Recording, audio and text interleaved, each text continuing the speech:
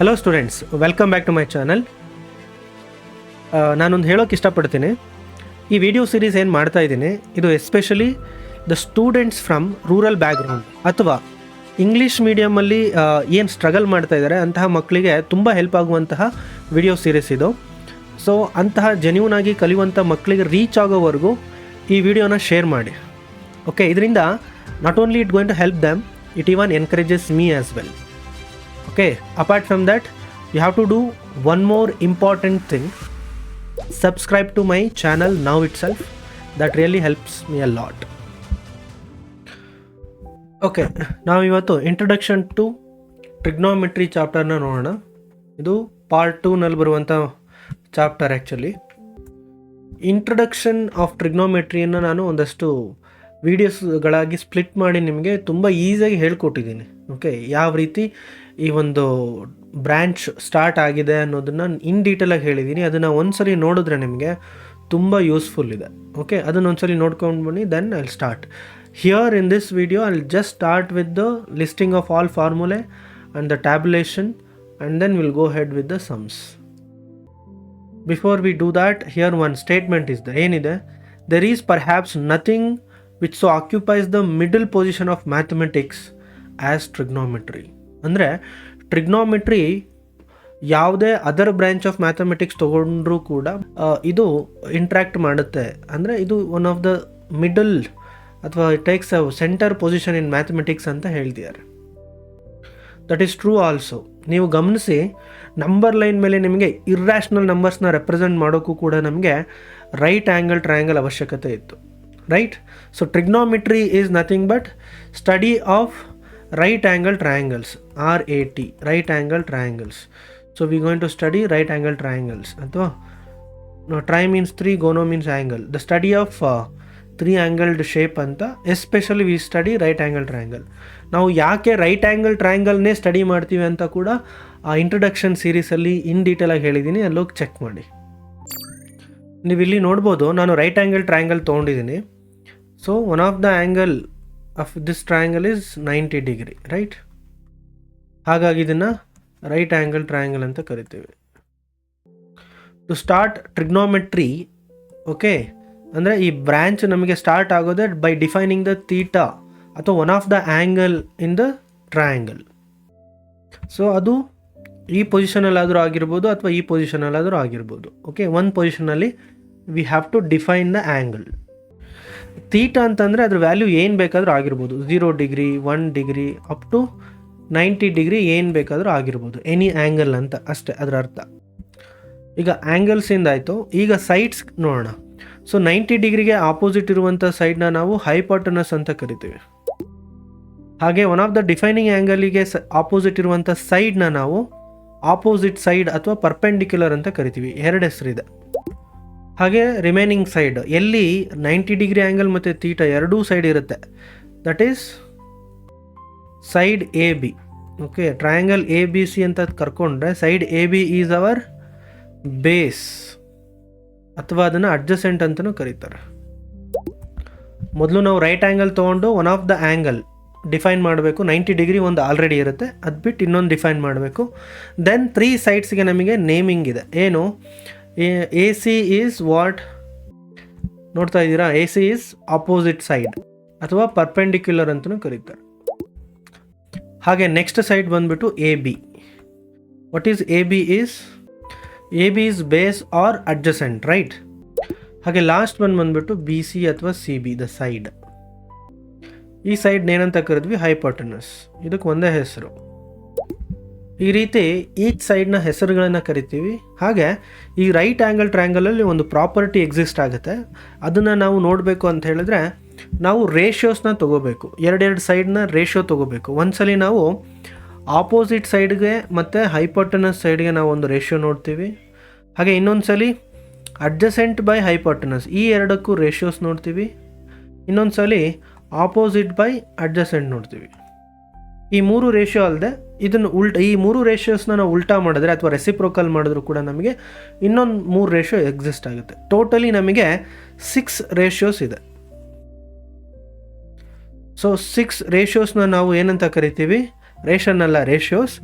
Trigonometric ratios ಅಂತ ಕರಿತೀವಿ. ಈ 6 ರೇಷಿಯೋಸ್ಗೂ ಒಂದು ನಾವು ಹೆಸರನ್ನು ಕೊಟ್ಟಿದ್ವಿ. ಆಪೋಸಿಟ್ ಬೈ ಹೈಪೋಟೆನಸ್ನ ನಾವು ಸೈನ್ ಅಂತ ಕರಿತೀವಿ. SINE ಆ್ಯಕ್ಚುಯಲ್ ನೇಮು, ಬಟ್ ಅದನ್ನು ಸಿಂಪಲ್ಲಾಗಿ ಸೈನ್ ತೀಟಾ ಅಂತ ಕರಿತೀವಿ. ತೀಟಾ ಯಾಕೆ ಬರುತ್ತೆ ಅಂತಲೂ ನೆಕ್ಸ್ಟ್ ಹೇಳ್ತೀನಿ. ಅದನ್ನು ಇನ್ನೂ ಡೀಟೇಲಾಗಿ ಗೊತ್ತಾಗಬೇಕು ಅಂತಂದರೆ ವಿಡಿಯೋ ಸೀರೀಸ್ ಏನಿದೆ, ಇಂಟ್ರಡಕ್ಷನ್ ಸೀರೀಸ್, ಅದನ್ನು ನೋಡ್ಕೊಂಡು ಬನ್ನಿ.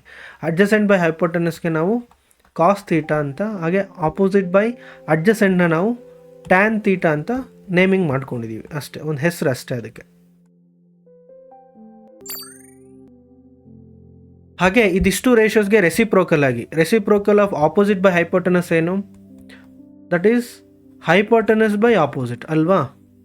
ಇದಕ್ಕೊಂದು ಹೆಸರಿದೆ ರೇಷಿಯೋಗೆ. ಹಾಗೆ ಇಲ್ಲಿ ಹೈಪೋಟೆನಸ್ ಬೈ ಅಡ್ಜಸೆಂಟ್ ಆಗುತ್ತಲ್ವಾ?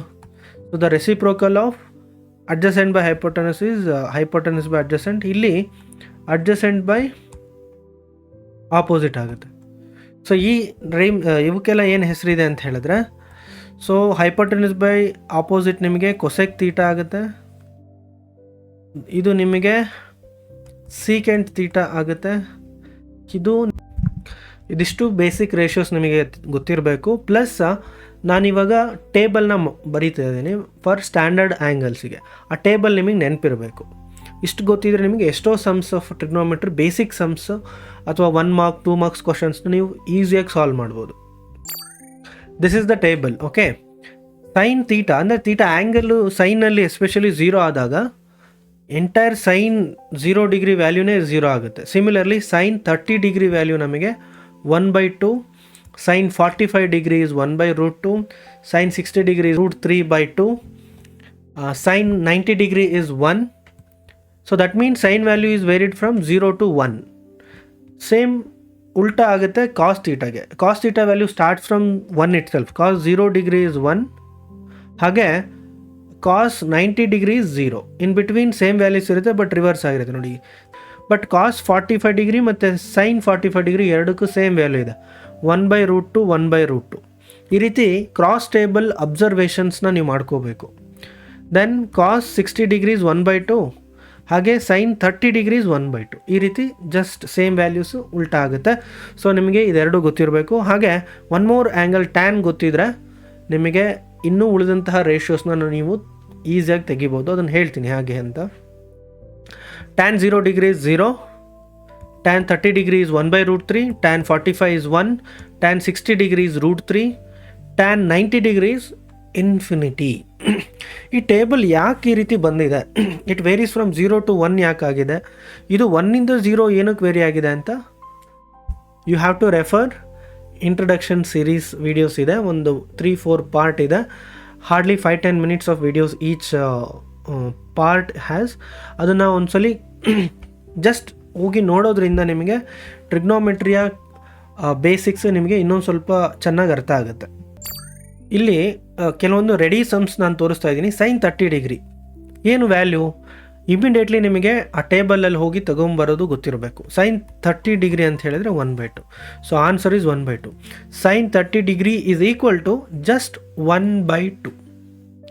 ಓಕೆ, ಅಂದರೆ ಆಪೋಸಿಟ್ ಬೈ ಹೈಪೋಟೆನಸ್. ಅಂದರೆ ರೈಟ್ ಆ್ಯಂಗಲ್ ಟ್ರಯಾಂಗಲ್ನ ಆಪೋಸಿಟು 1 ಸೆಂಟಿಮೀಟರ್ ಇದ್ದರೆ ನಮಗೆ ಹೈಪೋಟೆನಸ್ 2 ಸೆಂಟಿಮೀಟರ್ಸ್ ಇರುತ್ತೆ. ಅಂದರೆ ಒಂದು ಪಟ್ಟಿದ್ರೆ ಇದು 2 ಪಟ್ಟು ಇರುತ್ತೆ ಅಂತ. That's all. Similarly sine 45 degree ಅಂದರೆ 1/√3. ಈ ರೀತಿ ಆ ಡೇಟನ್ನು ಫೆಚ್ ಮಾಡೋದು ಗೊತ್ತಿರಬೇಕು ನಿಮಗೆ. ಹಾಗೆ ಸೈನ್ 30 ಡಿಗ್ರಿ 1/2 ಅಂತ ಹೇಳಿದೆ.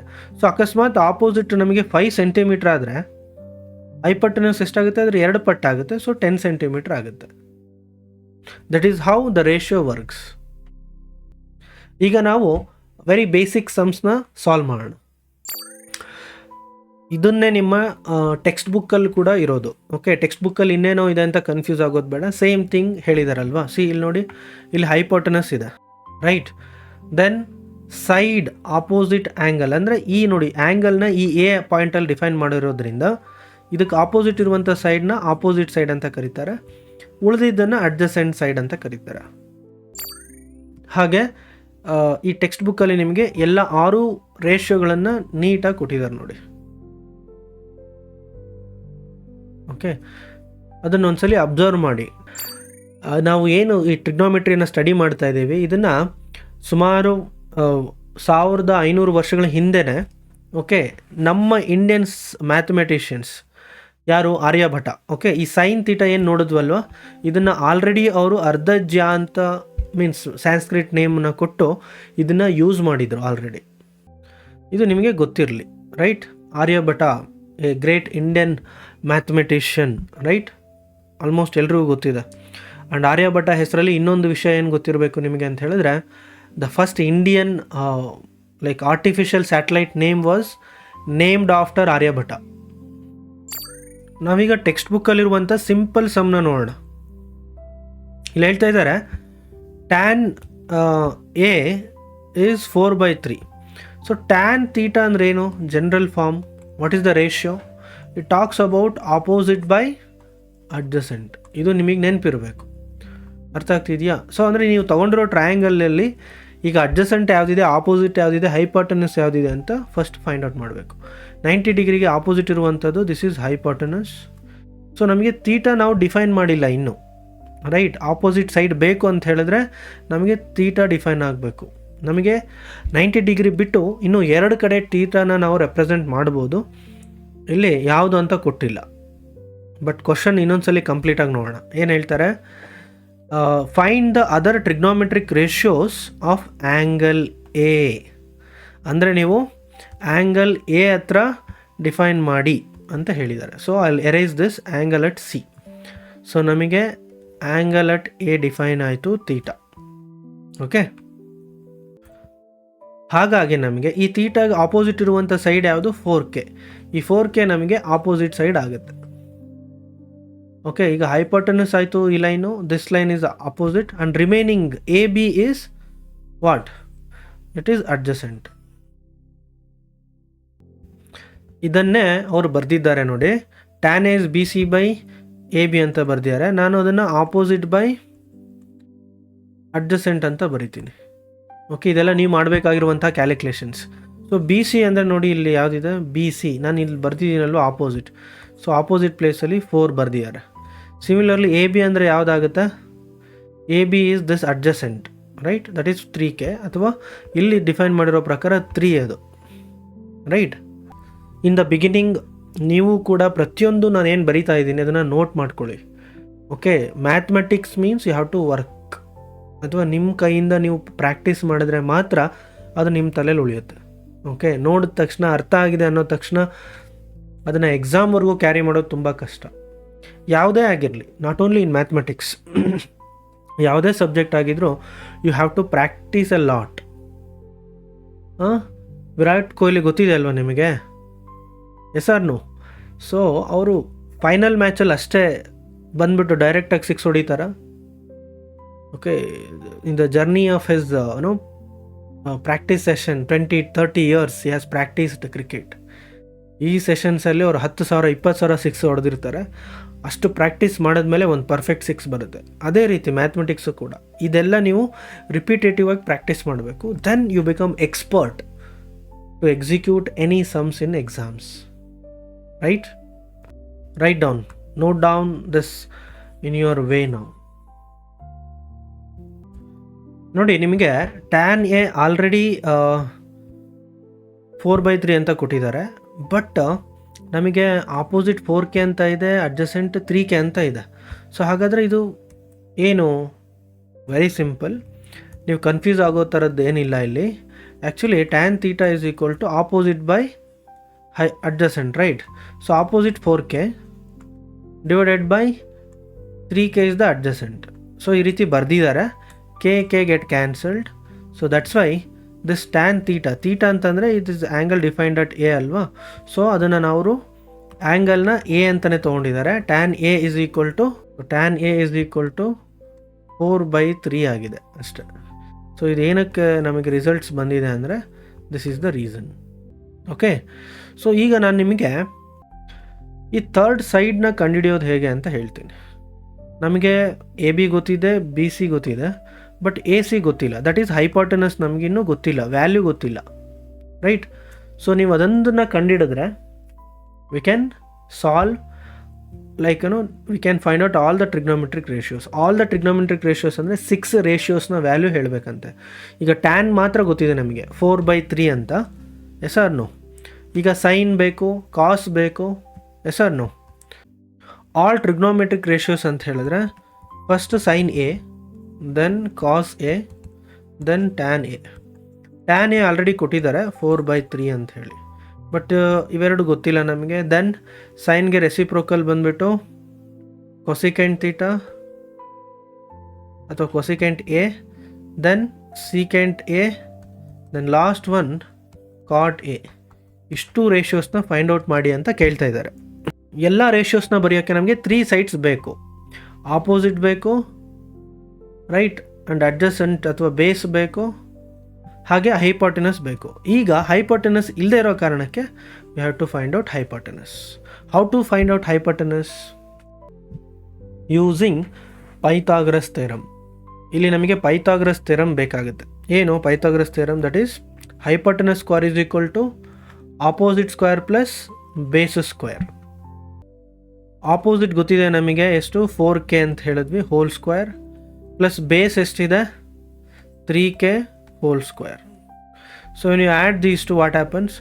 4 square is 16k square plus 9k square. So it is 25k square ಆಗುತ್ತೆ. That is h square. So applying root on both side, ನೀವು ರೂಟ್ ಅಪ್ಲೈ ಮಾಡಬೇಕಾಗುತ್ತೆ. ಇಲ್ಲಿ ಏನಾಗುತ್ತಾಗ ಇಲ್ಲಿ ಸ್ಕ್ವೇರ್ ರೂಟ್ ಕ್ಯಾನ್ಸಲ್ ಆಗುತ್ತೆ, h is equal to ಇಲ್ಲಿ root 25 ಅಂತ ಹೇಳಿದ್ರೆ 5.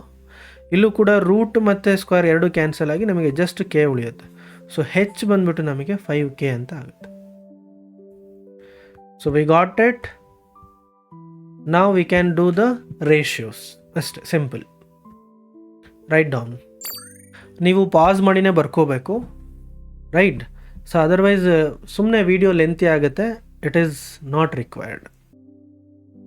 Sign A ಅಂದರೆ ಏನು? ವಿ ನೋ ಸೈನ್ ಎ ಅಂತ ಹೇಳಿದ್ರೆ opposite by hypotenuse. So opposite is 4k divided by hypotenuse is 5k. So k get cancels. Answer is 4/5. ಗೊತ್ತಾಯ್ತಲ್ವ 4k by 5k ಆಗಿ ಬರೆದ್ವಿ ಅಂತ. We know that sine theta is equal to the basic ratio of trigonometry says it tells the relation between opposite by hypotenuse. ಈ ಡಯಾಗ್ರಾಮಲ್ಲಿ opposite ಬಂದುಬಿಟ್ಟು 4k ಇತ್ತು, ಈಗ hypotenuse ನಿಮಗೆ 5k ಇತ್ತು. Just I substituted. This is the ratio I got. Hope you understood. Same thing you should do with the cos theta. So cos A ಏನಾಗುತ್ತೆ? That is adjacent by hypotenuse ಆಗುತ್ತೆ.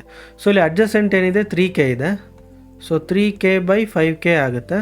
k cancels. Answer is 3/5. So cos A is 3/5, sin A is 4/5. ಈಗ last one tan theta ಏನು? This is opposite by adjacent. Opposite ಎಷ್ಟಿದೆ? 4k ಇದೆ. Adjacent ಎಷ್ಟಿದೆ? 3k ಇದೆ. So k get cancels and final answer is 4/3. So we got sin theta, cos theta and tan theta. ಇವುಗಳನ್ನು reciprocate ಮಾಡಿ ಅದರ relevant trigonometric ರೇಷಿಯೋನ ನೀವೇ ಬರಿಬೇಕು. ಅದನ್ನು ಕಮೆಂಟ್ ಮಾಡಿ. Hope you understood this concept. So ನಿಮಗೆ ಟ್ರಿಗ್ನೋಮೆಟ್ರಿ ಬೇಸಿಕ್ಸ್ ಹೇಳಿಬಿಟ್ಟು ಒಂದು ಸಣ್ಣ ಸಮ್ನ ನಾನು ಮಾಡಿದ್ದೀನಿ. ಈಗ ನೆಕ್ಸ್ಟ್ ವಿಡಿಯೋದಲ್ಲಿ ನಿಮಗೆ ಇನ್ ಡೀಟೇಲ್ ಆಗಿ ಎಲ್ಲ ಸಮ್ಸ್ನು ಸಾಲ್ವ್ ಮಾಡ್ತಾ ಹೋಗೋಣ. ಓಕೆ, ನಿಮಗೆ ಅರ್ಥ ಆಯಿತು ಅಂತ ಹೇಳಿದ್ರೆ ಈ ವಿಡಿಯೋಸ್ನ ರಿಕ್ವೈರ್ಡ್ ಪರ್ಸ್ನಾಲಿಟೀಸ್ಗೆ ಶೇರ್ ಮಾಡಿ. So let them also watch. Okay, hardly 5-10 minutes videos ಇರುತ್ತೆ.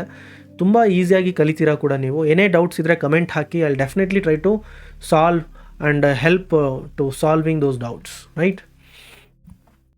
Thank you for watching.